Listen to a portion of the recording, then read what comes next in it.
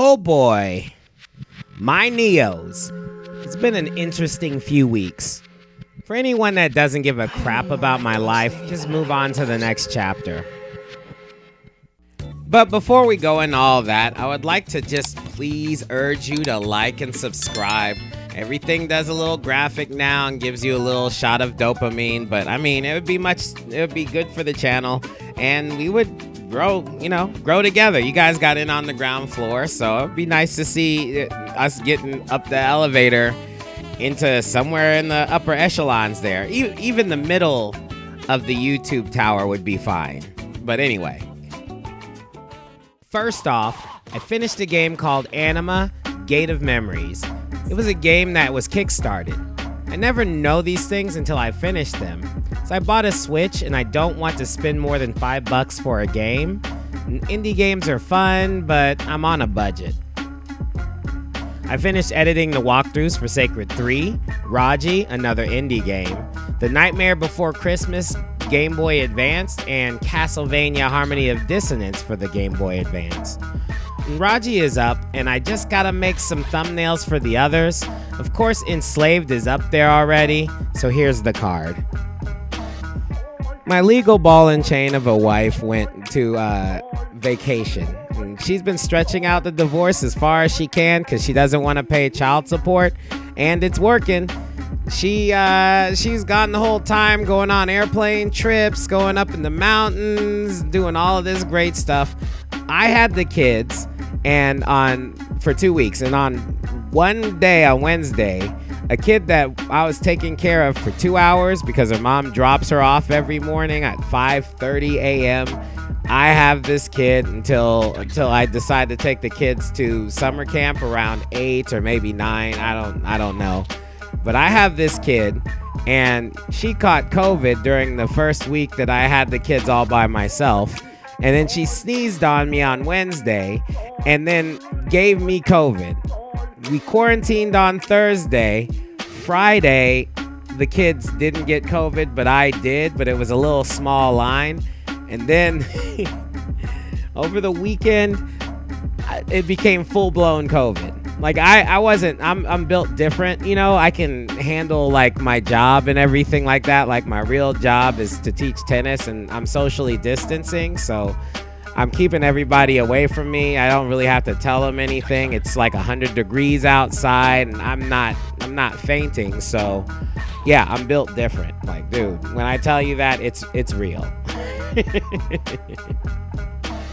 So I get back from the weekend. I'm usually tired on Mondays because it's a lot of lessons on the weekend. And yeah, full-blown COVID. So now I'm like, I mean, I'm put in a predicament here because I'm not getting any child support to deal with my kids, right? But I have to keep going. You know what I'm saying? The kids don't have COVID, so I had to like quarantine from them and then wear a mask anytime I had to deal with them, wash my hands and everything else. The rest of the time, I was basically teaching tennis and then sleeping in my bed. And then the kids basically had the run of the house, which they pretty much destroyed it. Like, I'm still cleaning up from their messes. You know what I mean? And yeah, that was, oh my goodness, that was a busy ass week, like 2 weeks. Because I had COVID for the full 14 days. You know what I'm saying? And I took, the kids were okay. It looked like Isabella caught COVID for a second. Somehow she only tested positive for maybe like a day and a half, maybe 3 days. And somehow it left her system super fast. But not me. Like, you know, I wanted to spend a lot of time with my kids for those 2 weekends and get a lot of stuff done. But I couldn't, and it really sucked because the kids had to suffer. They really like enjoy having a dad who has a lot of energy to do things with them, but I totally did not this time, and it really sucked. And I didn't get a chance to finish any of these videos that I wanted to finish because every time I got back from the tennis courts, all I wanted to do was sleep, and I slept a lot. You know what I mean? Yeah, so that was what happened, man. It sucked. So there you go. It's probably a longer explanation than y'all wanted because I went off script for a little bit. But yeah, I'm feeling better now, so I can tackle the plot to Enslaved with my normal sarcasm and wit. So let's get to it. It's like 14 pages in the script, so it's probably two shot videos here. Anyway. So, we start on a slave ship heading to the pyramid. Now, the pyramid is supposed to be a place for salvation, yet they have to capture people against their will to make them come. The AI lady on the loudspeaker basically tells you that resistance is futile. Like, if you don't want to do what they say, they're gonna mess you up, bro. So I guess the pyramid is a place for slavery? Like, is it a prison? In Egypt, pyramids were used to keep pharaohs and their subjects in death. And Aztec pyramids praised gods and kept dead kings as well. So maybe the writers were thinking about the Aztecs? Or maybe they just think a pyramid is a cool shape. Why not a cube or a cone? You would like to think that there is some significance if you play the game more than once. But if there is, I don't get it. So everyone is in a little prison pod with graded floors so you can pee through them. I guess if you gotta poop, you gotta smush it down with your toes. Trip, our 19-year-old computer hacker, hacks her way out of the pod somehow. And Monkey, the guy we control, sees her and asks for her to help him.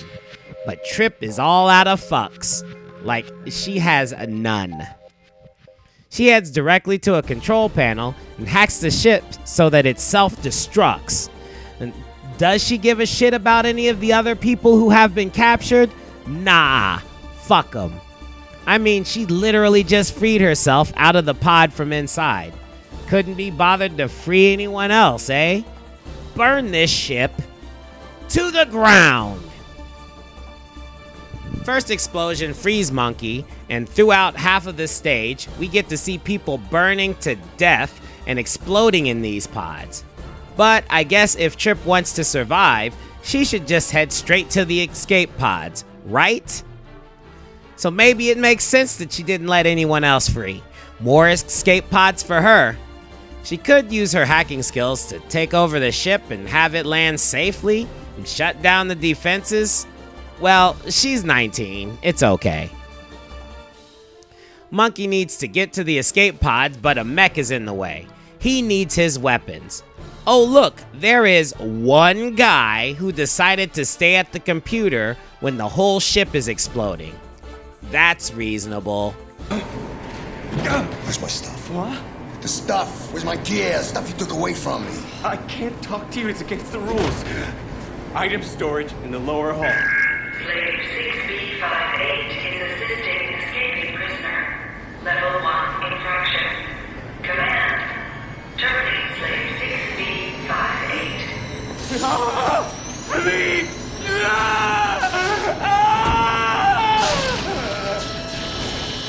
Termination complete. Gear back.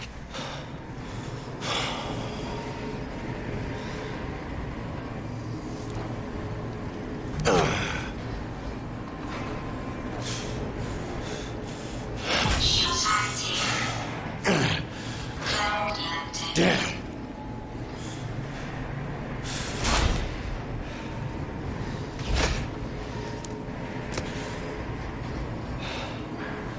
So now Monkey has all of his stuff from his bike.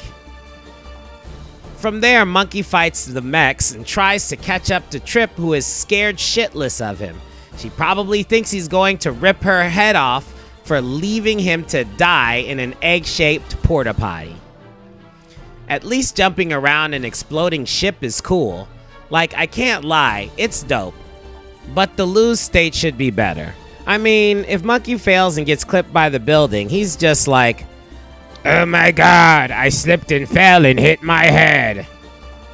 He's really like that too. He always makes a face like somebody punched him in the nose, and that's pretty much it. That's all that happens.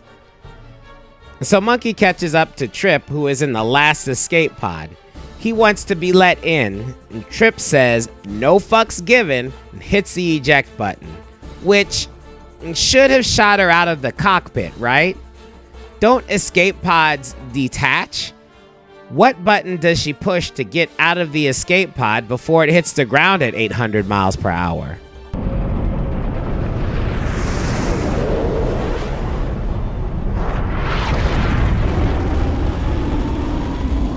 Look at that face. She don't give a shit about this dude's life.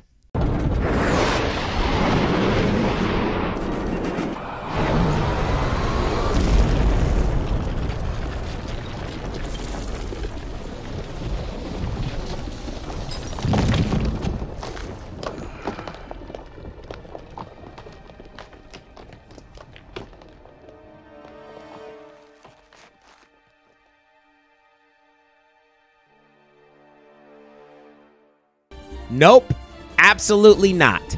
Monkey has protective shields, but he should have been meat lasagna. Let's be real here.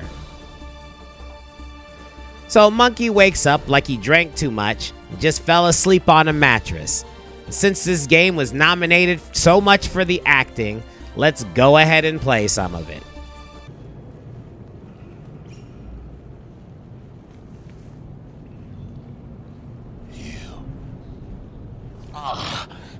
Oh, God, my head feels like it's ripped open. It's the headband. What? The slave headband. The one I fit on you.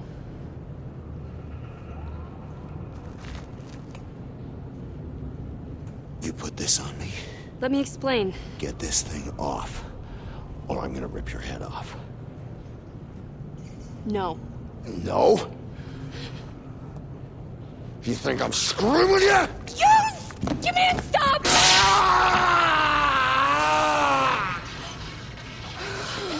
It works. Command, move away from me. Oh! What the hell are you doing? I hacked a slave headband, so it could be activated by my voice commands. Activation triggers a systemic pain response. It's what controls the slaves. I'm gonna kill you. You can't. If my heart stops beating, for any reason, the headband will discharge a lethal dose. If I die, you die. Oh. Why? I need your help. I come from a wind farmer community. It's about 300 miles from here. I'll never make it on my own. If slavers don't get me, Mex will. That's the deal. Get me back to my home and you can go back to yours. So after killing a bunch of innocent people by blowing up a ship, Trip here had the time to grab one of those slavery crowns from somewhere to do exactly the same thing she was trying to escape from to Monkey. They try to make it seem like she doesn't have any other option, but she was ready to get the hell on all by herself. Might as well enslave this dude against his will. So let me take a second to point out some stuff. I think that Monkey's got some crazy skin. It looks like he has had his skin decorated by different types of branding irons. In other words, his tats look like burn scars. And 2. When I made this review for this game, I was made aware of Trip's actor, Lindsay Shaw, who has a podcast with the other actors from the show that I remembered her from, Ned's Declassified. In the podcast, they talk about the Nickelodeon show. And Lindsay literally has a viral moment where she talks about the first time she went down on the guy who plays Ned. She's crazy as cat shit. I like her though. She don't have a filter. She's a lunatic, straight up. Like, I wouldn't date her, but I would be her friend. 3. Now, I think Ned's Declassified is a great show from Nickelodeon, one of my favorites. Unfortunately, now I can't introduce it to my kids, because now I run the risk of introducing it to my kids and jump-starting the algorithm, and then it'll just show Lindsay's BJ story instead of the actual Nickelodeon show I thought was so cool. So thanks for that, guys. The main actor explained in one of these videos that they didn't get royalties from the show anyway, so I guess it doesn't really matter to them if we watch the show later. Poor guys. They did that to all of the Nickelodeon stars as well. That sucks. Okay, back to the story. See that smoke over there? That's where the slave ship came down. First thing we're gonna do is head for that. Hoping my ride survived the crash. So Monkey is trapped by Trip. And Trip wants to go back to her home, to her father and village. And apparently she got caught outside the village. Monkey has to straighten out Trip because Trip is on a power trip. When I give you the signal, you get back, okay? No, I Hey! can't. Do as I say. She tries to maintain that she is not the damsel in distress, but Monkey has to tell her that she really is.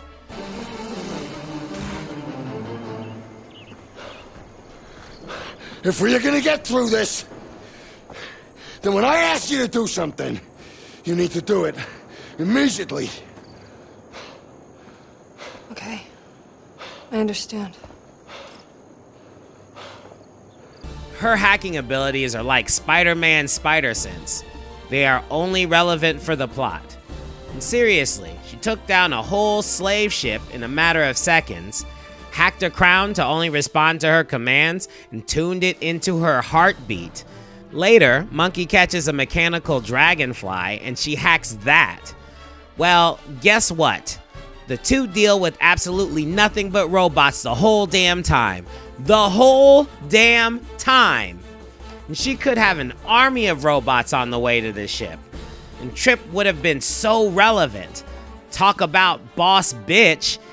It would have been a pretty ill plot twist if they run into someone that beat her hacking skills and turned her robots against her, and Monkey would have to protect her while she had some sort of hacking war with the guy. But we only paid these 3 actors, so I guess we don't get that story, huh? They move along and find some sort of fish in an aquarium. Time for a metaphor. Oh, they're beautiful. Yeah.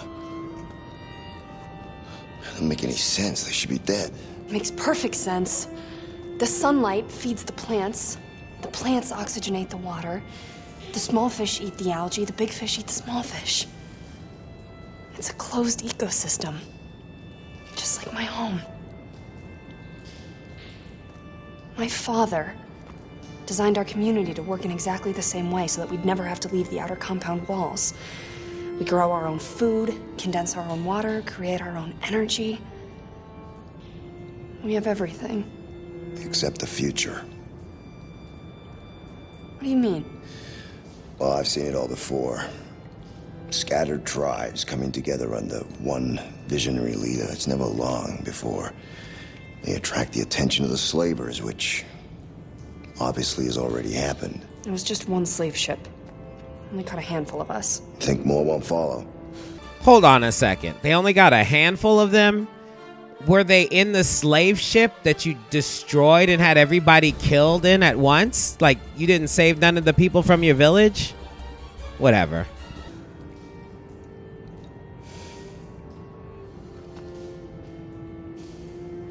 If these fish can survive for 200 years against all the odds, so can we.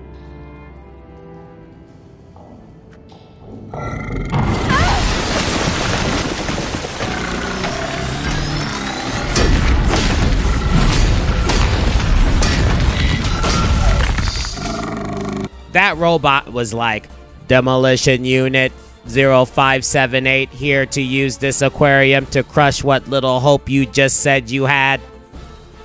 Monkey uses the robot's idiocy to have it crush itself by ramming into a statue of Atlas and having the world drop on it.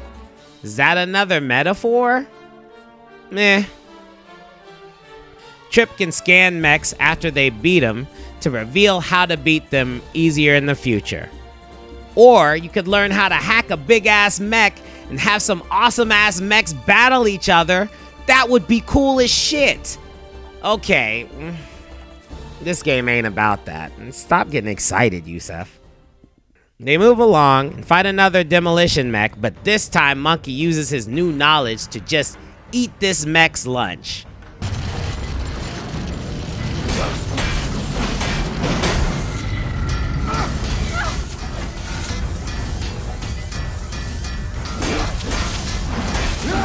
Ah, it's broken. That's great.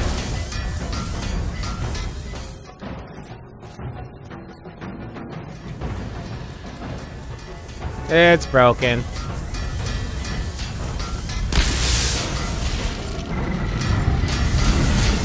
worked! This won't last! Hurry!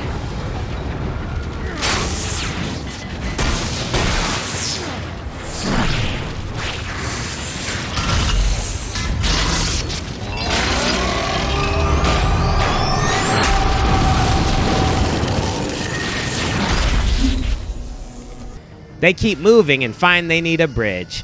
Monkey puts Trip in a little box, tells her to stay there while he makes one. Monkey knows nothing about women. Yeah. So I'm coming back.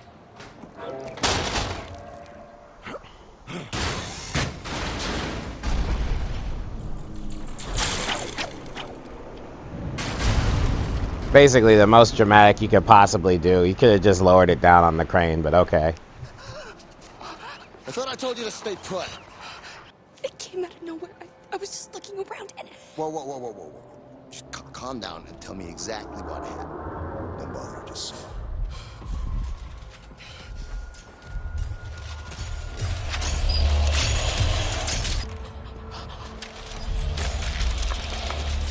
Hey! Hey!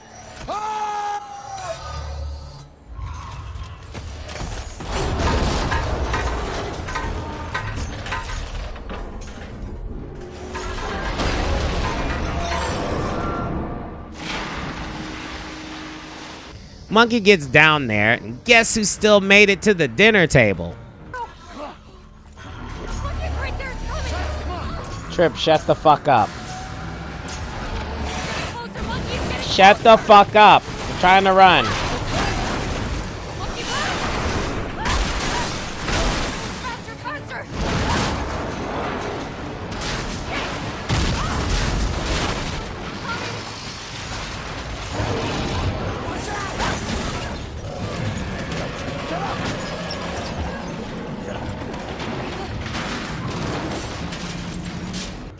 That was pretty cool.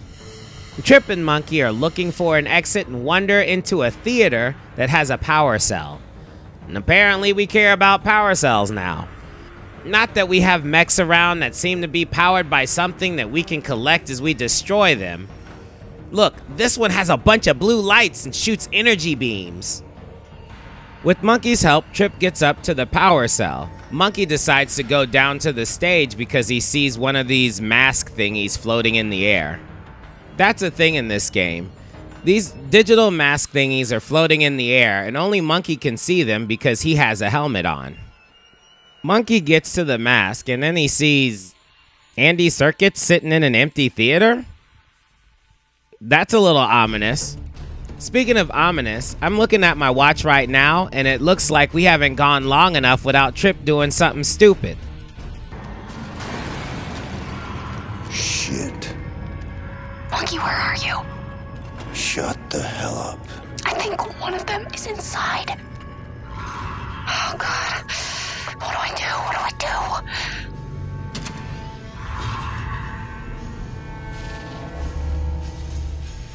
Trip, turn it off. Turn it off! What the hell are you doing?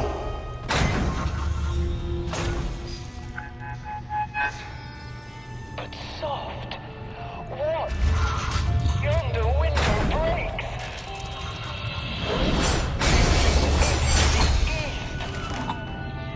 Is the sun?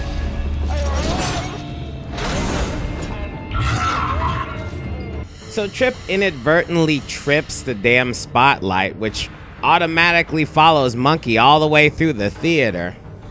Monkey pulls on a lot of levers and moves 3 walkways up and down to give him a chance to jump to the little prop cage that's over the stage. Monkey jumps on there and uses his weight to drop the whole thing down on the dog, and for some reason the dog can't just get the fuck up. I mean, let's be real here, that thing was pretty stupidly strong. That thing is huge. So for it to be trapped underneath there is ridiculous, but whatever. They get the power cell and trap the dog mech, so now they should be able to beat it. They could hack it and ride that robot like He-Man and Battle Cat, but okay. I'm sorry, I'll stop. But it just sucks they keep talking like every random filler MacGuffin has some sort of intellectual significance, but Trip being a hacker and robots being in unlimited supply pretty much destroys any struggle that they have.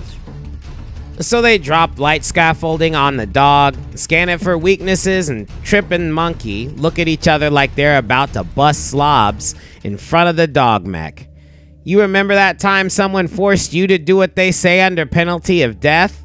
So sexy. Command, kiss my soft, greasy lips.